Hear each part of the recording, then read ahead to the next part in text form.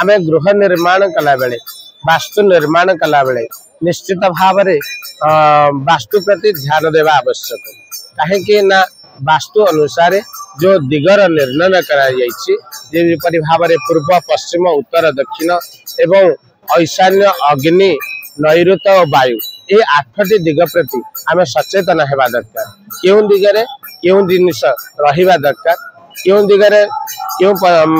दिगरे कौन रहिले आमर घर वास्तु दोष निराकरण होता है ताहा जानिबा आवश्यक साधारणतः मोटामोटी भाव में आम जिते देखा गृहर मुख क्यों दिग को रही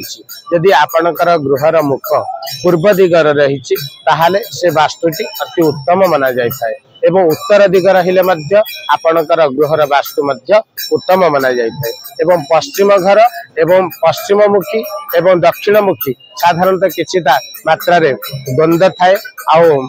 दुख थाए तेणु ताहा प्रति वास्तु निर्माण कला बेले यदि सचेतना अवलंबन करुचे ताहले वास्तु आम शुभदायक होता है एवं आम परिवार रे सुख शांति प्रदान होता है विशेष भाव में जो 8टी दिग प्रति रही लक्ष्य प्रथमे आम देखा पूर्व दिग पश्चिम दिग उत्तर दिग दक्षिण दिग एवं 4 कोण ये 4 कोण गुड़िक जितेबाला आम गृह निर्माण करुचे सदा सर्वदा गृह गुड़िक 90 डिग्री जहाँकि 90 डिग्री व्यवधान रहिले गृह गुड़िक अधिक शुभ रही है से वास्तु आम जिते किनिबा वास्तुर भूखंड को किनिबा से देखा आयतकार हो किंबा वर्गाकार क्षेत्र हो किंबा त्रिभुजाकार क्षेत्र हो ये सब क्षेत्र जिते बड़े आम किनिबा से गृह गुड़िक बा गोमुखाकृति गृह गुड़िक षडभुजाकृत गृह गुड़िक आम शुभ फल होता है एबे देखिबा गृह निर्माण बेले क्यों जगार क्यों घर निर्माण करवा प्रथमे आम देखा ईशान्य कोण हूँ देवता स्थान यही स्थान में जदि ईशान्य कोण रे आम जदि देवता मंदिर निर्माण करवा ताले घर पे यह शुभदायक होता है एवं देखा अग्निकोण हूँ पूर्व एवं दक्षिण कोण मध्यवर्ती स्थान जहाँकि अग्निकोण से पटे स्थान रे जदि आमर रोषेई घर रोषेई घर 90 डिग्री व्यवधान रे जदि रहिला ताहले से घरटी आम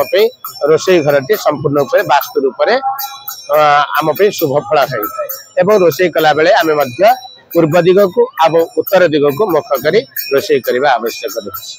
आ विशेष भाव में ध्यान दि जाइए नैऋत कोण को नैऋत कोण रे आपणकर गृह निर्माण कला बेले विशेष भाव में लक्ष्य रखिए जे सीढ़ी घर आपण नैऋत कोण रे करिवे नैऋत कोण छड़ा अन्य कौन दिगरे कले वास्तु दोष रही है विशेष भाव में सीढ़ी उपरे विशेष प्राधान्य दि जाए कारण ए अंशटी होउची आसुरिक प्रवृत्तिर असुरंकर स्थान तेणु नैऋत कोण को आम जिते उच्चा देवा जिते सीढ़ी प्राधान्य देवे जिते प्रेशर देवा से स्थान टी आमको घरटी बहुत शुभ और मंगलमय होता है तेणु सीढ़ी आपण नैऋत कोण रे करिवे जहा फल सीढ़ी तले केबे भी कौन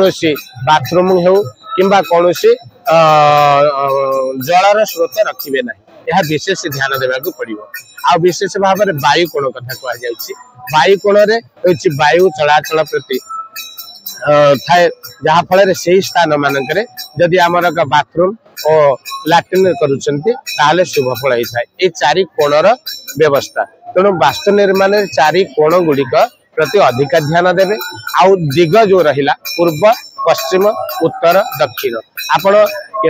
क्यों दिगरे कौन रखिए आपणकर रोषेई घर क्यों रहा देखिले तेणु बेडरूम कोठे रखिए तेणु जो मैंने मुरबी रही घर मुरबी मुरबी घर साधारणतः दक्षिण दिगरे तांकर बेडरूम टा हेबा आवश्यक जहाँकि उत्तर को घर मुह उत्तर को रही आवश्यक जहाँ फल परिवार वास्तु निर्माण रे शुभाशुभ फल दे था आ ब्रह्मस्थान मध्यस्थल संपूर्ण रूप से खाली रहिबो आ मध्यस्थल जो आपण डाइनिंग करंतु किंबा बैठक घर कहतु तो मध्यस्थान जिते खाली रहिबो ब्रह्मस्थान भल एवं पूर्व दिगर किसी अंश घर निर्माण कला बेले आग को किसी जगह छाड़ी जहाँ फल आपण ईशान्य कोणटी जिते खाली रहिबो आ पूर्व दिगटी जिते खाली रहिबो घर पे बहुत शुभ मन